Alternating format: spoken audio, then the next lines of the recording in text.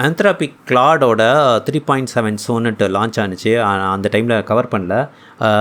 அதோட coding capabilities ரொம்ப நல்லா இருக்குது. ஆல்ரெடி 3.5 அதுக்கு பேர் போனது தான். இப்போ 3.7ல் என்ன லான்ச் பண்ணியிருந்தாங்கன்னா, அவங்களே ஒரு கோடிங் ஏஜென்ட் ஒன்று லான்ச் பண்ணியிருந்தாங்க. அது வந்து தனியாக கமாண்ட் ப்ராம்ப்டில் போயிட்டு அதுக்கு தேவையான இன்ஸ்ட்ரக்ஷன் ஃபாலோ பண்ணால் அது வந்து அதுலேருந்து, அதாவது நீங்கள் இந்த ஏபிஐ கீயை கொண்டு போய் ஒரு கிளைனோ வேறு ஏதாவது ஒரு எடிட்டரில் போட்டு யூஸ் பண்ணுறதுக்கு பதில் அவங்களே அந்த கோடிங் எடிட்டர் ஒன்று கொடுத்துருக்காங்க.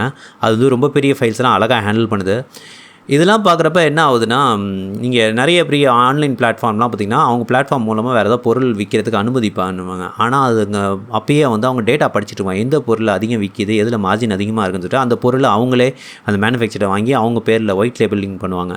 அதே மாதிரி தான் இங்கே ஏஐலையும் நடக்கிற மாதிரி எனக்கு தெரியுது. ஏன்னா இவங்க என்ன இப்போ இந்த ஏபிஐக்கு இவங்க கொடுக்குற ஏபிஐக்கெலாம் எடுத்து யார் என்னென்ன பண்ணுறாங்கன்னு பார்த்துட்டு கடைசியில் அந்த டூலை வந்து இவங்களே இன்பில்ட்டாக கொடுத்துறாங்க. நீங்கள் இதை எடுத்துக்கிட்டிங்கன்னா, ஓப்பன் ஏஐ எடுத்திங்கன்னா கேன்வாஸ்னு ஒன்று கொண்டு வந்தாங்க. அதில் வந்து பைத்தான் எடிட்டர் வந்துச்சு. அப்புறம் ரைட்டிங், க்ரியேட்டிவ் ரைட்டிங்க்கு ஹெல்ப் பண்ணுற மாதிரி இருந்துச்சு. இப்போ கிளாட் பார்த்திங்கன்னா அவன் ஒரு கோடிங் எடிட்டர் கொண்டு வந்துட்டான்.